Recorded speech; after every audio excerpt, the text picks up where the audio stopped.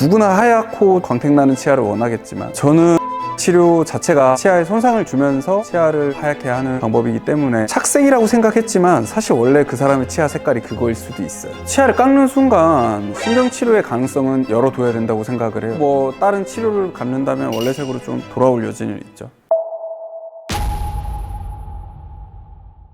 저는 제가 봤을 때는 흡연이랑 커피 두 개가 좀 많이 되는 것 같아요. 카레도 많이 된다고는 하는데 그렇다고 해서 뭐 그것 때문에 뭐 와가지고 불만을 표시하는 분들은 거의 없었고, 신경이 죽어서 앞니 같은 경우에 치아색이 변한 경우들 이런 분들은 좀 있기는 했어요. 저는 흡연은 진짜 못 끊어서 착색되는 케이스들이 훨씬 많은 것 같아요. 착색이라고 생각했지만 사실 원래 그 사람의 치아 색깔이 그거일 수도 있어요.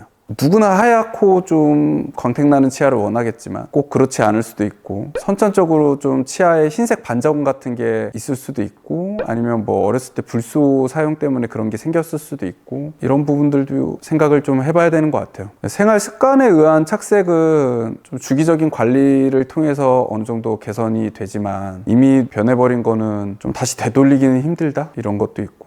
보통 흡연을 하는 사람들은 커피, 담배를 좋아하거든요. 그러면 진짜 그죠. 거의 뭐 복합적으로 안 좋죠. 그런 분들은 또 보통 잇몸도 좀 안 좋아서 술까지 들어가면 진짜 큰일 납니다, 진짜. 저희 뭐 임플란트 수술한 다음에도 흡연하지 말라고는 하지만 흡연했다고 해서 다 실패하는 건 아닌데, 실패한 분들이 대부분은 다 흡연을 했어요. 결국에는 그 착색된 부분을 잇몸을 좀 갈아내거나 뭐 이런 식으로 해서 극복하기도 하거든요. 근데 그 원인이 흡연이 확실하다면 흡연을 끊었을 때는 복구될 거예요. 잇몸은 다시 자라나는데 치아는 다시 자라나지 않기 때문에 치아가 한번 손상 입은 거 뭐 깨지거나 한 부분들은 다시 복구되지 않아요. 치아가 썩고 나면 안쪽에 색이 변하기 때문에 그 부분은 다 제거하고 뭐 다른 치료를 갖는다면 원래 색으로 좀 돌아올 여지는 있죠. 치아는 안쪽까지 색이 변해버렸으면 이거는 갈아내도 달라지지 않아요. 치아의 착색이라고 했을 때 흡연으로 인해서 뭐 치태가 붙었다 이런 것들은 변할 수 있죠. 이런 것들은 제거할 수 있어요. 근데 내부적으로 뭔가 색이 변했다, 이거는 바꾸기 힘들죠. 미백 빼고는 다른 방법은 없을 것 같아요. 치아 미백 껌도 있잖아요. 진짜 효과가 있어요?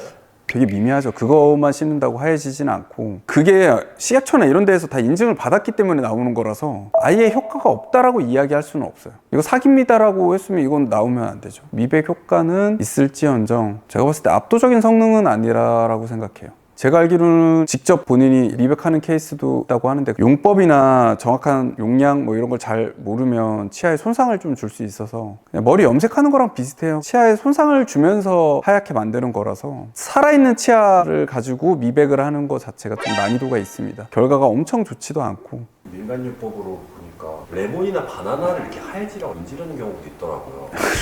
그냥 진짜 민간요법일 것 같은데요. 민간요법에서 성공한 케이스가 있으면 모두가 성공해야 돼요. 근데 한두 명 좋아졌을 것 같은 그런 케이스 아닐까요? 미백 치료가 있고 라미네이트가 있잖아요. 미백 치료에 대해서 뭐 하실 말씀? 저는 미백 치료 자체가 이제 치아에 손상을 주면서 치아를 하얗게 하는 방법이기 때문에, 살아있는 치아보다는 이제 신경치료 후에 뭐 크라운을 씌우지 않은 상태에서 그런 치아들의 미백은 좀 의미가 있다라고 생각을 해요. 내가 원하는 결과를 얻으려면 결국엔 라미네이트나 크라운 이렇게 씌우는 쪽으로 갈 수밖에 없다고 봅니다. 라미네이트의 장단점 혹시?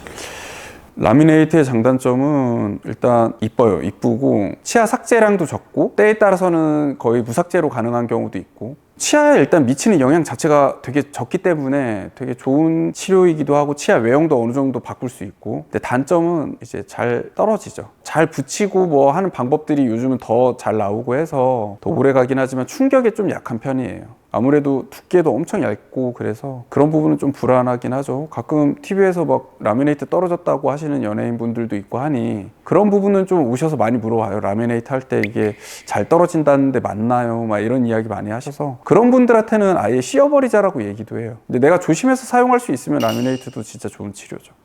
라미네이트는 그래도 조금이라도 삭제를 해야 되는 거죠?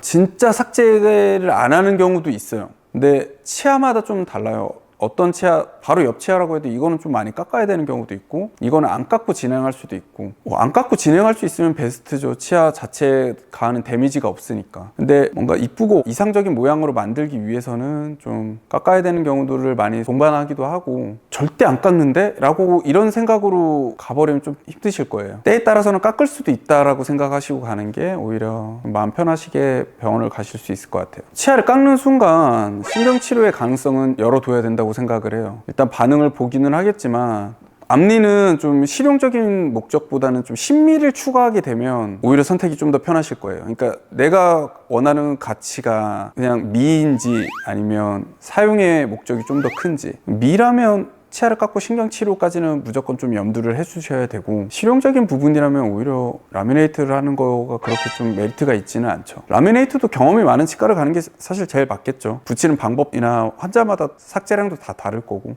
그럼 평생 동안 라미네이트를 계속 유지를 해야 되나요?